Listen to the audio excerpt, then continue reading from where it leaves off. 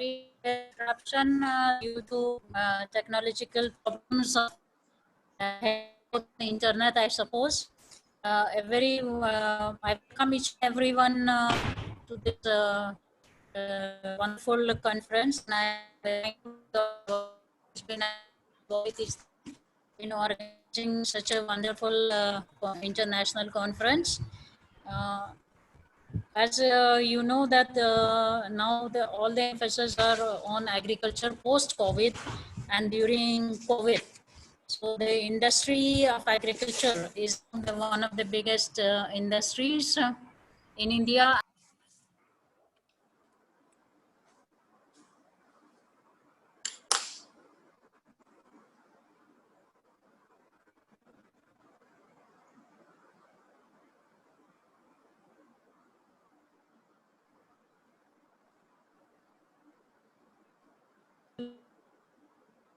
And so I have to be given later on, so I will not take much of time here to emphasize, but I will be speaking the food security to focus is should on the production side now. Most of the focus should be on the food security, along with food and nutrition security. In fact, I will not say only the food security.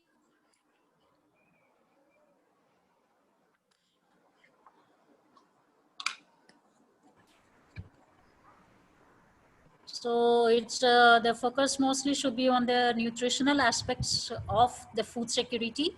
And yes, many a times the government of India has, it's in the process of how to generate more income for the farmers and how to make them more sustainable and increase their livelihood.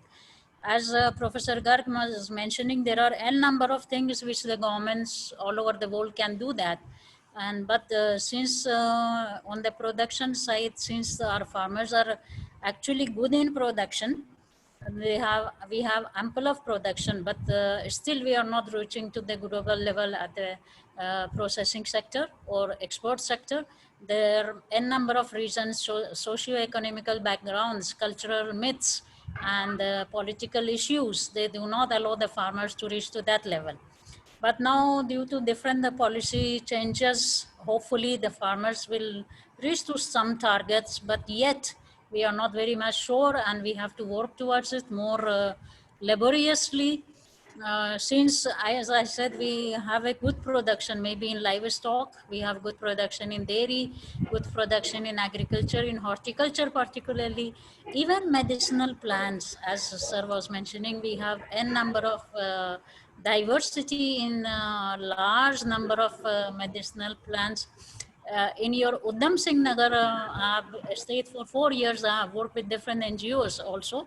And at that time, I'm talking about 10, 15, 20 years back, where we used to work for the medicinal plants where still many people in India, they were not working on it. So during the COVID, we have realized that immunity of the population can only increase with the help of medicinal plants, different spices, different herbs. So each and every part of agriculture is important. We cannot just deny and say only the food processing or only the production sector.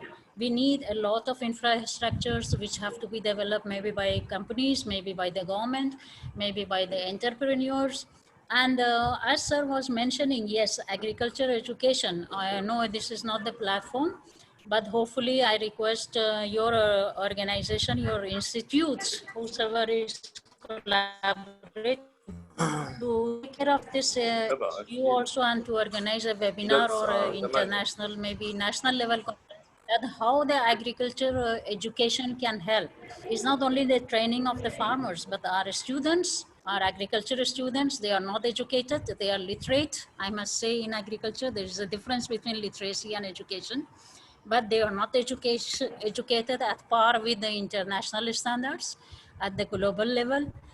And how do you expect then the farmer to be educated? So first we have to take care of our students, our youth, to be educated properly in practically, not theoretically, in all agricultural aspects, in all nutritional aspects, in food security aspect, in food processing aspect, in how to consider agriculture as an industry. There are n number of graduates, postgraduates, and people from other professions who are changing, shifting their profession towards agriculture. Why?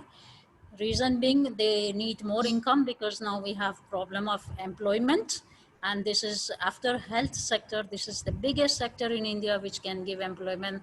I must say not only in India but all over the world, because everybody is suffering from this pandemic, and therefore people are changing their profession towards agriculture. And one fine day it will come that there is so much of saturation that people will stop this industry also. So to stop damaging the industry and making it proceed forward, so why should we need to educate our students? We need to educate our youth. We need to educate our entrepreneurs. We need to give them a platform how to be educated, first of all, and what sectors are suitable for whom, for which part of India, for which region of India. I give you one very simple example that many days now we are focusing on hydroponics, we are focusing on vertical farming, urban gardening, urban farming. Yes, we should do it, but we should not forget our traditional farming as well. Today morning, a friend of mine, she had this inquiry that if we are growing any crop in the soil, and the nutrition in the at the local soil, the nutrition is much higher as compared when we grow in the hydroponic. This may be true, and it may not be true, because there are certain vegetables which grow very well in There are under hydroponic certain events. vegetables. As far as the nutrition is concerned, now the population is not the matter बने whether होंगे you grow in the soil or you grow it in the hydroponic, but Rohit yes, Dahiya if we are growing in the soil, why people are shifting to hydroponic? Because firstly, the land size has reduced. Secondly, urbanization at the highest level has taken place. Thirdly, because the soil is unhealthy. So if we start looking at the soil web zone and we start making our healthy soil, then there is no need of going for anything which is highly technical and highly not economical and very expensive structures. Even the farmers should not be encouraged to go for hydroponic. The farmers should not go be encouraged to go for any kind of technology, drone technology, etc., and very hi-fi sort of technology. The farmer should be taught how to improve the soil condition, how to improve the soil health, and what are the drawbacks of growing non-diversified crops. And as per the region, as per the climate, every farmer used to grow the things in the local soil earlier. Why not now? So the question is not that immediately to shift into technology. It will take many years for Indian agriculture to be technologically sound and mechanized. And it is not that fully it should be mechanized, because then the uneducated, illiterate farmer will stand nowhere.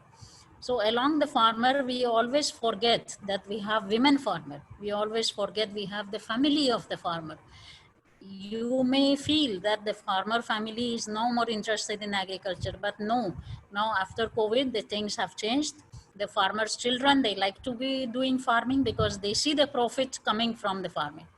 So as far as the privatization sector is concerned, yes, they should come and become big players, provided they consider the nutritional factor, they consider the soil health, they consider the increasing the income of the farmer and not helping the farmer to be at the back.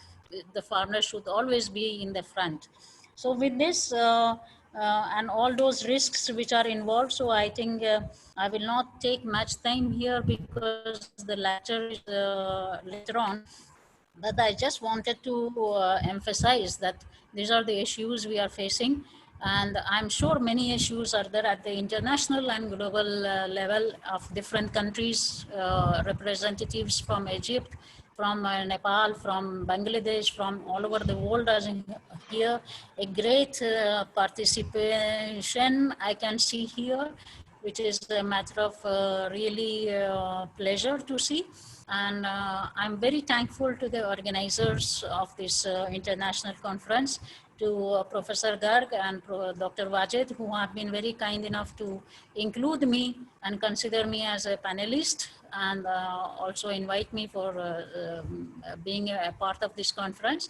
It is Ma'am, really a pleasure. in future also, we are very happy join us. Thank you. I will definitely do whatever I can to contribute as much as I can at any platform you ask me.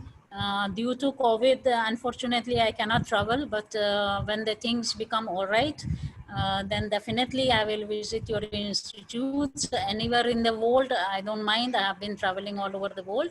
And let me tell you, I belong to Iran, and I've settled in India now by virtue of my marriage, and I'm very close to the Middle East. So you see, we are in the Middle East, we consume a lot of leafy vegetables and salads. So I think these are, and medicinal plant and herbs, which are very important for COVID and increasing your immunity. So I suggest all your students, all the participants and faculty members and scientists who are here in this platform to think over that how to proceed for the new type of research in agriculture, whereby the immunity and food nutrition should be given a value. Once again, I thank you all of you. I wish all of you a very, very healthy and safe COVID period to get over. And I wish all you and your family to stay safe and remain healthy as much as possible. Please take care of yourself and take care of your families. And also I wish the seminar a very huge success, and also in your future endeavor. Once again, thank you so much for inviting me, and it has been a great pleasure to be with you. Namaskar, Jai Hind.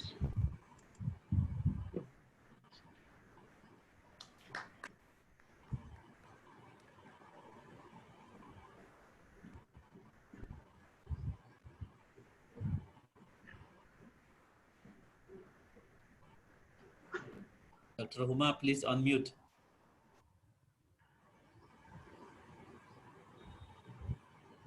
Dr. Huma. Dr. Huma. Dr. Huma, please. Dr. Huma, are you hearing? Now I would like to invite Professor Sampan sir. Actually, Professor Sampan sir having network issue.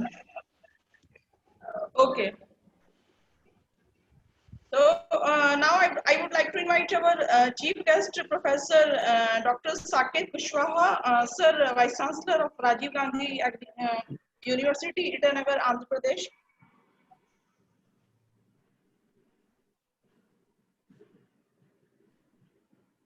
Professor Saket Kushwaha, sir. Thank you. I think I'm audible. Yeah, sir. You are audible. Thank you. Yes, You. you are audible. First of all, let me extend my warm greeting to Dr. Wajid. And Thank you, sir. Thank you. Dr. Huma. I think Thank if you two of you recall our interaction in Meerut when Yes, sir. Dr. Pinder Singh organized that conference. So I'm very happy, and I wish to thank both of you for giving me this platform to be here. My London colleagues, all honorable vice chancellors associated here, all international partners here on this webinar. Let me greet them one by one. Agricultural and Environmental Technology Development Society, US Nagar, Uttarakhand, India. Bangladesh Agricultural Research Institute, BARI, Gazipur, Dhaka, Bangladesh. Shobhit Institute of Engineering and Technology, Modipuram, Meerut, University, India. Then, of course, my university, Rajiv Gandhi Central University, Itanagar, Arunachal Pradesh. Then, Soil, Water and Environmental Research SWERI, Agriculture Research Center, ARC, Giza, Egypt. Organizers here, my colleague, Professor Sumpam Tangjang, who is also going to chair one of the session. You know, this is, for me, this is a very timely intervention. Though Dr. Wajid, I think in last 4 years, I know, under the leadership of Dr. CP Singh and group, I think they have organized not less than 15 conferences. Thank you very much, Dr. Thank you, sir. Wajid. Thank you. Thank you, sir. Team, Wajid and team, thank you for doing this kind of thing. And other delegates and participants, my humble greetings to all of you. Let me tell you my feeling about the whole thing. See, no one expected this COVID novel coronavirus infestation like this. But then we human beings, we are trained for this kind of thing. I mean, all the issues, you know, they come in the purview of risk and uncertainty. So we as a human being must be ready to face the challenges. Yes, sir. बोल रहा है. I was actually listening to some of the renowned speaker on certain issues, and they gave me insight that if you recall this pandemic or epidemic which came from time to time, they are virtually associated with the technology development.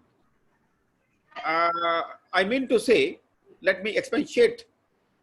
You see, they are actually trying to tell that the whole earth is within the envelope of magnetic field, electromagnetic field. There are over 20,000 satellites in the circuiting the earth. 20,000 satellites. That means somehow the electromagnetic field and some other radiations are there. And I'm not from this field, though I'm an agriculture economist. So I might not know the nitty-gritty of this pathogen. But somehow I learned from those various talks that virus is somehow at many times, though they are unknown. I mean, our Professor Amar, he just spoke well that there could be millions of these viruses, but they are output of I think somehow the whole thing is associated with one kind of dynamics. We have to explore the dynamics between the technological development and then these kind of viruses. This is a matter of great concern and research. I also feel that though to feed the nations, to feed the burgeoning population of this world, we need huge amount of food. That means productivity has to change, and then production has to be handled. If you recall, in 1947, before this Green Revolution kind of thing, per hectare yield, that means productivity was very low. And I think at that time, we were using, in India, I'm talking about, fine coarse cereal and maybe coarse cereal. You know, there are two kinds of cereals. There are some fine coarse. Then we switched over to wheat. And virtually at that time, when you see the report of Professor Swaminathan, the father of Green Revolution, somehow we paid a lot of attention, a lot of resources were sank in meeting the need of, or maybe to alter the productivity through high yielding variety, through technological intervention. In case of fine cereals, wheat, rice, some pulses also we considered somehow at the later stage, maybe then oilseed also. But the main focus was wheat and rice. And somehow I believe that in the race of meeting the food requirement of this country, and maybe towards attaining the food sufficiency, also in action of helping some neighboring countries, maybe also sometime we wanted to help to those countries where there was a lot of poverty. We managed our soil with different science and technology. And that is why you can see nowadays the expenditure on treating cancer patient in Punjab, that is why I'm happy Dr. Wajid and his group, his team, that they are bringing these kind of seminar and conferences for us to have brainstorming. You see, I do agree that we are supposed to do the intervention for sustainable development. But when you see the sustainable development goals given by UN,